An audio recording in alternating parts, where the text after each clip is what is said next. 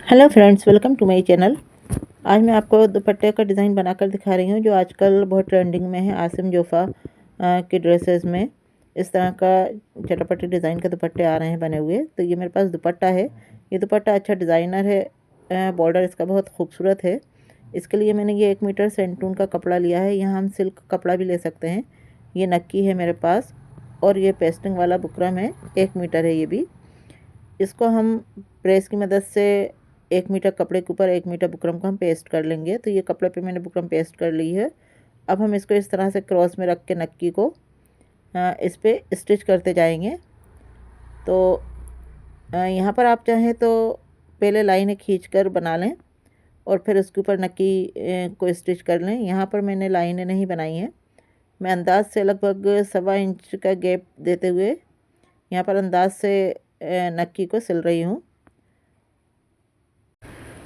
यहाँ आप चाहें तो स्केल की मदद से यहाँ लाइनें खींच सकते हैं और बीच का गैप भी आप अपने अकॉर्डिंग रख सकते हैं। 1 इंच, 1.25 इंच, 1.5 इंच, जितना आपको गैप रखना ठीक लगे उतना आप रख सकते हैं। यहाँ पे मैंने लगभग 1.25 इंच का गैप रखा है।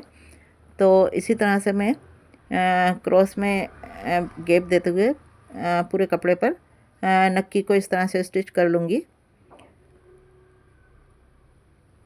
तो ये दुपट्टे आजकल बहुत ज़्यादा ट्रेंडिंग में है। ये देखिए मैंने 1 मीटर कपड़े पे पूरे ये नक्की लगा ली है। पीछे मैंने बुकरम पेस्ट किया हुआ था। अब हम इसको किनारी से बराबर कर लेंगे। यहाँ पर देखिए ये कंगूरा है, तो हमें यहाँ पे इसके नीचे इस कपड़े को इस तरह से पट्टियाँ रखनी है कि कंगूरे के नीचे बाहर भी दिखे और पीछे भी इसका पलटे की तरह ये नक्की वाली पट्टी आए। तो हम यहाँ पर पीछे लगभग हम 2.5 इंच पट्टी दिखाएंगे। अगर तो कंगूरे के बाहर भी हमको 1 इंच पट्टी रखना पड़ेगी। तो 1 इंच ये हो जाएगी, 2.5 इंच ये, तो ये हो जाएगी 3.5, और आधा इंच फिर हमें पीछे की तरफ अंदर फोल्ड करना होगी। तो लगभग 4 इंच की पट्टी हमें कट करना होंगी। तो यहाँ पर मैं 4-4 इंच के लिए निशान लगा लूँगी इस पर, और फिर इसकी पट्टी हम कट कर लेंगे। तो ये दुपट्टे की लंबाई हम देख लेंगे। तो दुपट्टे की लंबाई लगभग 2.25 मीटर से ज़्यादा है। तो यहाँ पर हमको लगभग 7 मीटर से कम चाहिए होगी पट्टी। तो हम यहाँ पर 7 पट्टियाँ कट कर लेंगे। तो ये मैंने 4-4 इंच पर यहाँ पे निशान लगा लिए हैं इस पर। आपको शायद रोशनी की वजह से निशान नज़र नहीं आ रहे होंगे। इन निशानों के ऊपर हम 4-4 इंच की पट्टियाँ कट कर लेंगे। तो ये पट्टियाँ कट करने के बाद हम इन पट्टियों को आपस में जोड़ के एक लंबी पट्टी तैयार कर लेंगे, 7 मीटर या 6.25 मीटर के लगभग। तो ये पट्टियाँ मैंने कट कर ली हैं। अब इन पट्टियों का हम इस तरह से एक दूसरे के साथ जोड़ लेंगे। यहाँ पर नक्की जोड़ के जगह पर अगर नक्की एक दूसरे के साथ बराबर प्रॉपर नहीं आ रही है तो उस पर इतना ध्यान देने की ज़रूरत नहीं है, क्योंकि जब हम डिज़ाइन बनाएंगे तो ये इतना फ़र्क नज़र नहीं आएगा बिल्कुल। पट्टियों को हम जोड़ने के बाद फिर दोनों तरफ से आयरन से फोल्ड कर लेंगे। तो पहले मैं पट्टियाँ जोड़ के आपको दिखाती हूँ। तो ये देखिए कि मैंने पट्टियाँ इस तरह से जॉइंट कर लिया है। अब हम जॉइंट करने के बाद इन पट्टियों को एक किनारे पे हम 1 इंच की फोल्डिंग दे के आयरन करेंगे।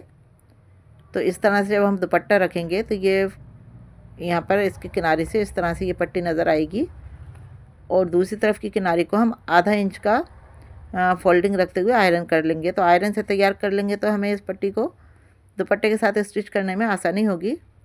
तो ये देखिए मैंने पट्टी को आयरन करके तैयार कर लिया है। पूरे 7 मीटर की पट्टी मैंने जो बनाई है उसको मैंने एक तरफ 1 इंच और दूसरी तरफ आधा इंच के मार्जिन से आयरन कर लिया है। अब हम दुपट्टे का पल्लू वाला हिस्सा इस तरह से लेंगे और यहाँ हम कॉर्नर से शुरू नहीं करेंगे, थोड़ा बीच में से हम इसको इस तरह से रख के शुरू करेंगे, और जो नीचे हमने पट्टी रखी है उसको लगभग 1.5-2 इंच छोड़ देंगे। उसके बाद हम स्टिच लगाना शुरू करेंगे। अब यहाँ दुपट्टे के कॉर्नर पे हम आ गए हैं। तो यहाँ पे हम कॉर्नर बनाएंगे इस तरीके से। कॉर्नर पट्टी का बना के सेट कर लेंगे, और पीछे की तरफ भी हम देख लेंगे कि उसका शेप प्रॉपर आ रहा है कि नहीं। अगर नहीं आ रहा है तो हम पहले इसको यहाँ से सिलाई से निकाल लेंगे। पीछे हम कॉर्नर ठीक से सेट करेंगे, और सेट करने के बाद ही हम यहाँ सिलाई लगाएंगे। तो इसको सेट करने के लिए हम यहाँ पर ऑल पिन का यूज़ कर सकते हैं। तो इस तरह से इसको ठीक से कॉर्नर को शेप दे देंगे। कॉर्नर को सही शेप देके हम यहाँ पर एक कॉल पिन के साथ इसको सेट कर देंगे। तो हमें सारे कॉर्नर जो है इसी तरह से सेट करने हैं। अब इसके बाद हम फिर यहाँ से सिलाई शुरू करेंगे। तो थोड़ा पहले से हम सिलाई लगाएंगे ताकि सिलाई कच्ची ना रहे। और इसके बाद ये जो हमारे कंगूरे हैं राउंड शेप में, इनको हम शेप के ऊपर इसी तरह से हम स्टिच करेंगे। यहाँ सीधी सिलाई नहीं लगाएंगे, कंगूरे के साथ साथ हम यहाँ पर स्टिच करेंगे। तो यहाँ पे हम ठीक से स्टिच करने के लिए थोड़ा थोड़ा दूर पर हम आलपिन लगा लेंगे, सेट कर लेंगे। तो इस तरह से हमारा कपड़ा फैलेगा नहीं, वरना ये कपड़ा ऊपर से कंगूरे फैल जाएंगे और उनका शेप बिगड़ जाएगा। तो हम यहाँ पर बीच में हल्के हाथ से इसको खींचना नहीं है, बिना खींचे इसको आलपिन के साथ सेट कर देंगे। और सिलाई करने के टाइम भी हम कंगूरे का अगर इस तरह से झोल आ रहा हो तो हम उसको आलपिन से सेट करते जाएंगे। तो इस तरह से हमारा फिनिशिंग के साथ ये बैठ जाएगा। यहाँ पर हमें स्टिच फिनिशिंग के साथ आना चाहिए। अब यहाँ दूसरा कॉर्नर आ गया है हमारा, तो यहाँ भी हम इसी तरह से कॉर्नर तैयार कर लेंगे। बाहर का कॉर्नर का शेप पे हमें ध्यान देना है। और फिर यहाँ पे हम आलपिन लगा लेंगे। पीछे की तरफ भी इसको कॉर्नर को हम प्रॉपर शेप देकर वहाँ पर हम एक आलपिन पीछे की तरफ सेट कर देंगे। तो यहाँ जितना भी एक्स्ट्रा कपड़ा हो उसको अंदर की तरफ हम कर देंगे और उसके बाद यहाँ पे आलपिन लगा लेंगे। तो ये जो कॉर्नर है इन पे हम बाद में मशीन की सिलाई भी लगा सकते हैं, और चाहे तो हाथ की सुई से भी हम इनको रेडी कर सकते हैं। अब यहाँ पर हम ऊपर से सिलाई लगाना शुरू करेंगे। और अब ये हमारी साइड जो है ये पल्लू की साइड है, तो पल्लू पे यहाँ पर कंगूरे वाला डिज़ाइन नहीं है। यहाँ पल्लू का बॉर्डर जो है स्ट्रेट शेप में है, तो यहाँ पे हमें सीधी सीधी सिलाई लगा देना है। और उसके बाद फिर दुपट्टे की दूसरी वाली लंबाई वाली साइड हमें बनाना है। तो अब हम यहाँ पर आ गए जहाँ से हमने शुरू किया था। तो यहाँ पर हम थोड़ा सा एक्स्ट्रा लेते हुए, लगभग 1 इंच एक्स्ट्रा लेते हुए, जो पट्टी एक्स्ट्रा है उसको हम कट कर देंगे। और कट करने के बाद ये हम पट्टी के जो हमने पट्टी लगाई है इसके दोनों सिरे हम स्टिच करेंगे। तो इस तरह से हम मोड़ कर देखेंगे, सही जगह जहाँ आ रही है उस जगह पे हम इसको पीछे की तरफ से पलटेंगे और इस तरह से पकड़ेंगे। पकड़ने के बाद हम चौड़ी वाली साइड को खोल लेंगे और खोलने के बाद हम इस पर सिलाई लगाएंगे। तो यहाँ इस तरह से जॉइंट लगाने के बाद हम इसको फिर से वापस इसको सीधा करेंगे। और सीधा करने के बाद जो हमारे 1 इंच वाली फोल्डिंग थी उसको फोल्डिंग देकर इस तरीके से, और फिर हम इसको यहाँ पर सिलाई लगाएंगे। तो इस तरह से हमारा बाहर वाली किनारे की सिलाई पूरी हो गई है। अब इसके बाद हम इसके जो हमारे कॉर्नर्स थे इनको तैयार कर लेंगे। तो कॉर्नर को तैयार करने के लिए हम हाथ की सुई इससे मैं इस कॉर्नर को तैयार कर रही हूँ। आप चाहें तो मशीन से भी इस पर सिलाई लगा सकते हैं। तो यहाँ बिल्कुल बारीक टाँके लगाकर मैं इस कॉर्नर को स्टिच कर रही हूँ। और चारों कॉर्नर में इसी तरह से पहले तैयार कर लूँगी।